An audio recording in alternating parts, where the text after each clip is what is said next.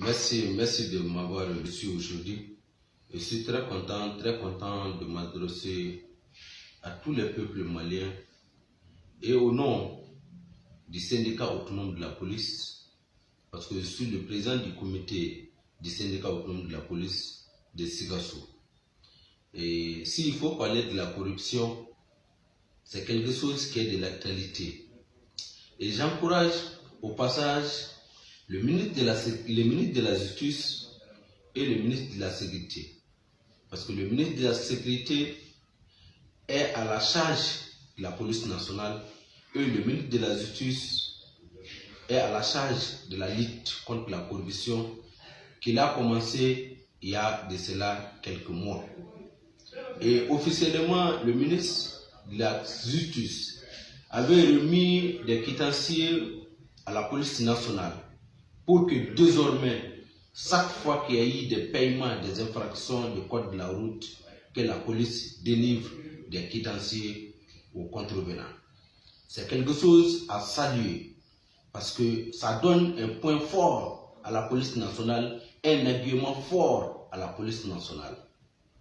Il est bon aussi de rappeler, et lorsqu'on parle de la corruption, la plupart de la population, la plupart des politiciens pointent du doigt à la police nationale. Et pourtant, cette police, durant 30 ans, 40 ans de service, sont locataires. Ils vont à la retraite sans maison.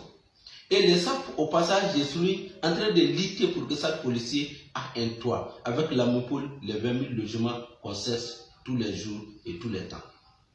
Et s'il faut revenir de cette corruption, je pense que le ministre de la Sécurité doit commencer à son niveau d'abord. Parce que quand vous parlez de la salubrité, la lutte contre la salubrité, il faut d'abord aussi assainir les devantures et ta maison d'abord, avant de chercher à lutter contre la salubrité et des maisons d'autrui. Et quand il faut venir au niveau de la ministre de la Justice, quand il faut voir au niveau des tribunaux, les certificats de nationalité, les casiers judiciaires, les réquisitions, les soins transmis, ils sont tous payés. Quand on prend l'exemple sur la police nationale l'an passé a eu 37 000 candidats.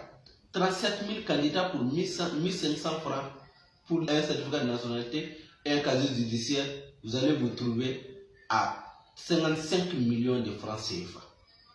Et s'il faut cumuler ces différents dossiers au niveau de la police nationale, au niveau de la gendarmerie, au niveau de la garde nationale, au niveau des eaux et forêts, au niveau de l'armée de l'air, au niveau de la fonction publique, cette année, la fonction publique, il y a eu 200 000 candidats.